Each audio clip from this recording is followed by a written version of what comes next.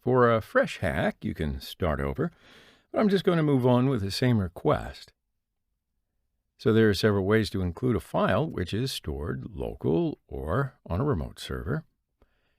And also there are several ways to execute the files that are executable. So the first way is to contaminate the log file, then include the contaminated log file into the page. Okay, so just send the first request, then go to bbox, open terminal, and type tail/var/log/apache2/access.log. So this log file contains the GET requests that we sent. So now I'm going to contaminate this file with a PHP script. So going back to Kali, I'm going to paste this PHP code, and it's a simple PHP shell. It'll execute the value of a command parameter sent over the URL as an operating system command, and send the request. There's nothing with a request, so go to bbox, run the same command in terminal. So here is a PHP code that we sent over URL. Now go back to Kali and delete this code and type /var/log/apache2/access.log &command equals pwd. All right, so no, it doesn't work. The command is not executed. We got a permission denied error. So that just means we need to try something else. Now, there is a special file in the directory /proc/self/environ. Now, in order to contaminate this file, we need to add the simple PHP shell as the value of the user agent header. So I'm going to paste it in here. Now send the request and have a look at the response. No, it doesn't work as well. We got the same error. So, okay, we can try it a different way.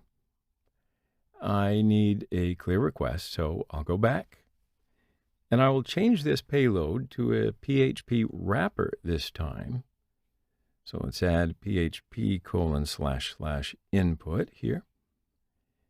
And now paste the PHP shell script to the body of the request, like this. All right, so now send the request and look at the response. That's it.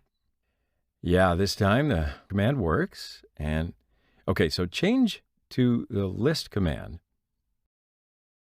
And it works. So now let's go a little further and open a netcat shell in bbox.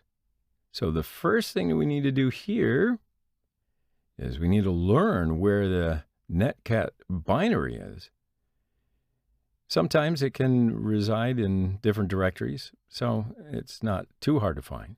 Just type which $20 in C. $20 is the URL encoded space character, and send it. And here is netcat under the bin directory. And here are the bash commands to open a reverse shell from bbox to Kali. So now I'm going to copy the second one. Now sometimes it doesn't work because of the difference between the versions of netcat. So your version and the version on the target may cause problems. But in a situation like that, you can always use the third line as the reverse shell.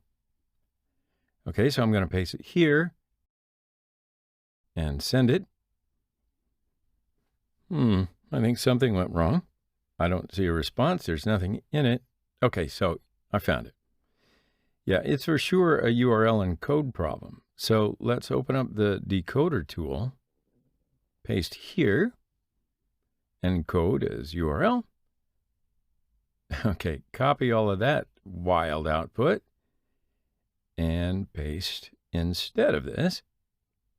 Now, before sending the request, open terminal And of course, we should listen for the incoming shell connection, NC-NLVP443.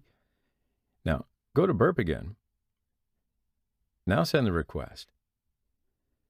Now, I wait for this empty response pane in a previous attempt, so I think we get the shell.